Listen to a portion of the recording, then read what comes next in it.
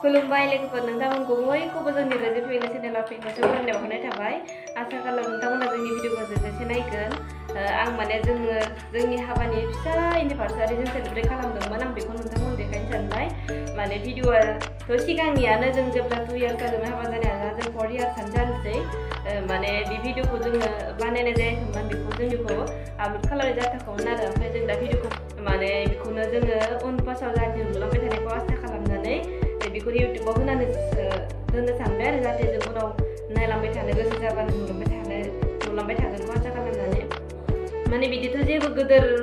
खालामाखैमोन आं एनिभार्सारिखौबो माने जोङो फिसासो खालामदोंमोन जाहाथे बाहाय बाहागि ओंखाम बोथिसे जानाय आरो बेखिनियानो माने आं जोंहानि न'खरनि फारसे आदै मादै आइ आफामोनखौ लेंहरनानै माने एसे मोखां नायलायलाय ओंखाम बोथिसे जादो बे खाबुखौ लानानै माने आलासिखौ लेंहरदों आङो नङाबा